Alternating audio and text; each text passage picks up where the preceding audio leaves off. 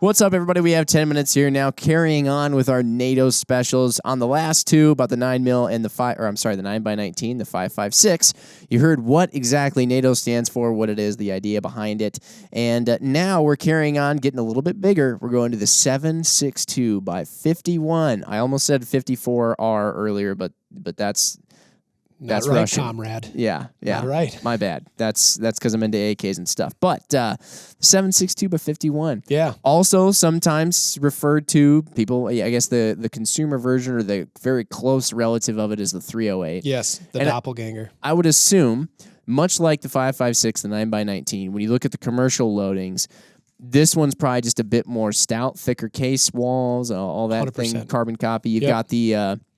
What was the thing on the bottom? Crimping or staking of the primer Crimping or pocket. staking in the primer pocket. Probably some weather-resistant stuff there, put in the primer area.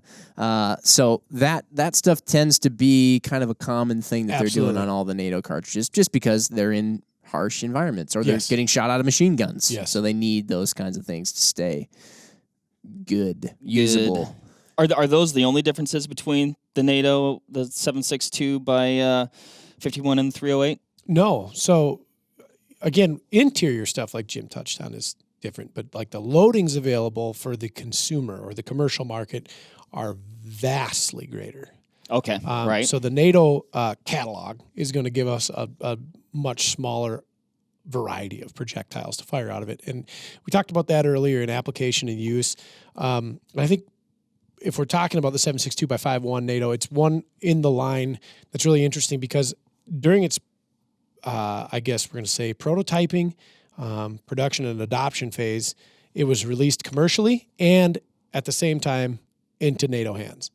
So this is a cartridge that was developed post World War II, post NATO form, and its adoption into NATO and commercial was almost at the same time, almost synonymous. Was that strategic for any sort of reasons? I believe so. Yeah, I think that it was there's some great conspiracy theories out there. I'd love to hear one. 7.62 by 51 conspiracy theories. Well, I mean, do we need an hour for that? Maybe that sounds hot. You want a round, or you want a round that everybody's going to have on the civilian side of things. You want a round that everybody's going to have on the military side of things. It was right around the Cold War period. Who knows? I don't know. That's all I'm going to say. May have to start arming. We've all seen the movie Red Dawn. Wolverines. Yeah. Anyway. Oh, wait. Is that the same movie? It is. You got okay, it. good. Yeah. 7.62 by 5.1. I hear so many people say that. 7.62. I've got a 7.62. I've got a 7.62. And there's so many 7.62s. Yeah, it's almost as popular or spoken about as the 5.56 by 45. One of my favorite cartridges of all time, 7.62 by 51 or 308 Winchester, if you want to call it by its commercial name. Great round, loaded in a variety of different weapons platforms, and has stood the test of time since its introduction, in the late 50s and adoption into the 60s, from M14 to SR25, M110, a variety of foreign ally platforms, and then of course on the hunting side of things, in bolt guns and pump guns and semi-auto hunting rifles, the now classic AR-10. That's crazy to say. The now classic AR-10. Same thing. That is Amazing. weird. Yeah, it's very strange. Ryan, I've killed one deer with a 308. Yeah. It was your 308. It's a good round. What's the deal with what is this cartridge used for? Because we had the 5.56, which you find in all kinds of things. You have designated marksman rifles in 5.56. Yes. You have close quarters carbines, regular carbines in 5.56. This one's finding its way into, I'd have to imagine, maybe more designated marksman roles and maybe snipers. Yes and no. So it's kind of an interesting cartridge. Like I said, we went from the 30-06. So we'll go from World War II to Korea and then Vietnam. So we went from the 30-06. We look at the rifles that were chambered in it, the M1 Grand. We were just crawling out of the turn bolt phase, getting into this very modern gas-operated semi-automatic. A couple limitations. It was huge. very heavy gun. It had a very limited magazine capacity. The M1 Garand we're talking about? Correct. Yeah. 8 rounds. And the ammunition was very heavy, very large. Like it took up space in your pack or your bandolier. Oh, yeah. And then it recoiled a lot. It was a difficult round to shoot proficiently. Well, I mean, circling back to when we were talking about 9mm versus 45, Yep. you know, carry more ammo. Absolutely. That's Easier, a better plus. recoil control. Yep. We're trying to make a military force that is effective and efficient, that requires less food, that requires less, I guess, working out to keep up to snuff with your ammo loadout. So the 308 was formed. So they took a 30-06. They took a lot of its case dimensions and scaled it down. We more or less mimicked its performance with a 150 grain projectile, and technically the loading, like the M80 ball, which is the kind of the first on the NATO standard list, is 147 grain projectile. But they're very close in performance to the 30-06. So we did everything that the Garand was good at in a smaller, lighter, more portable package with less recoil.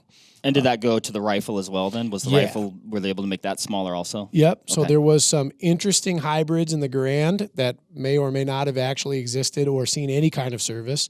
And then we went into the M1A or the M14, its military designation, which caught the very, very tail end of the 50s and then into the Vietnam conflict, the M14. An infantry rifle, detachable magazine, a little bit lighter than the Garand, fully auto-capable, which is a huge advantage.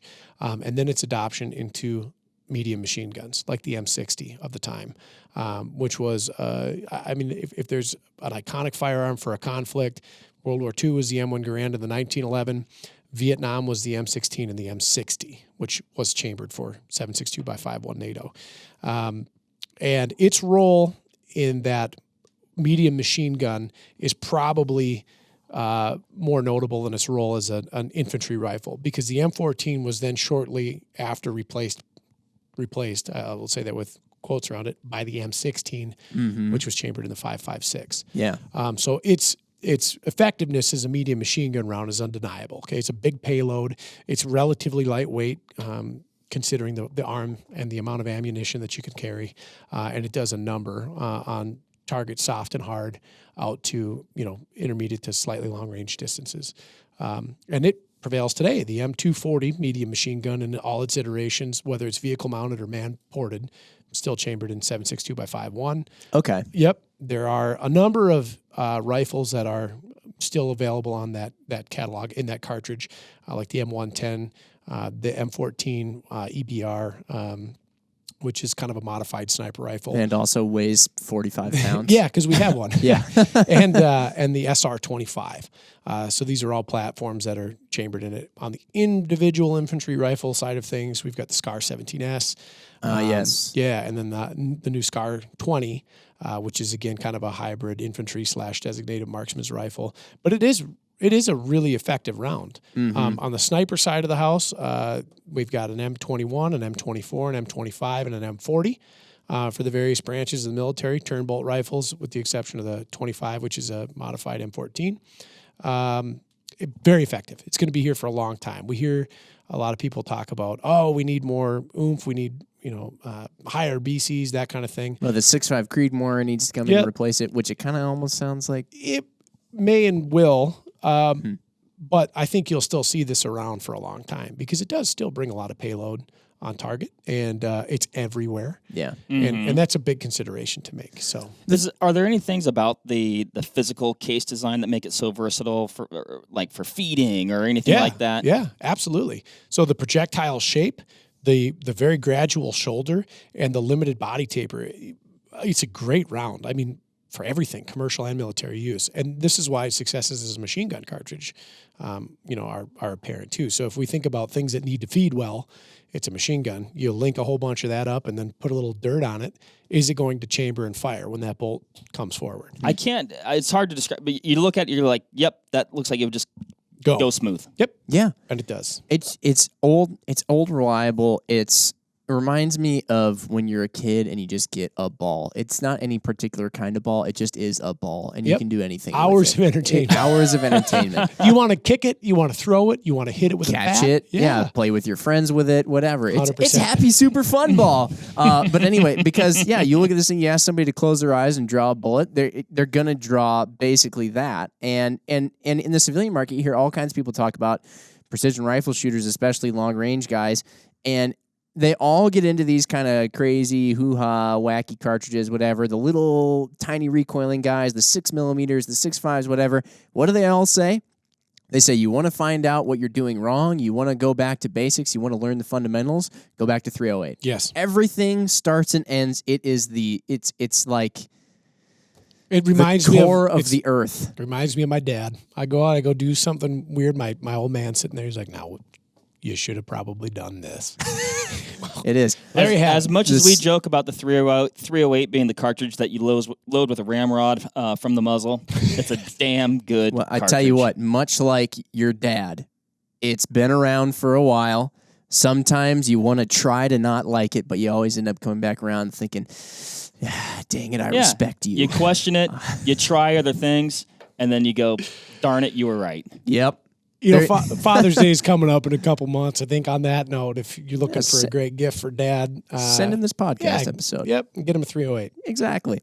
All right. So there you have it. The 7.62x51. It is Dad. We'll catch you on the next one. We got one more of these to go. Thanks for tuning in, everybody. Bye. See ya.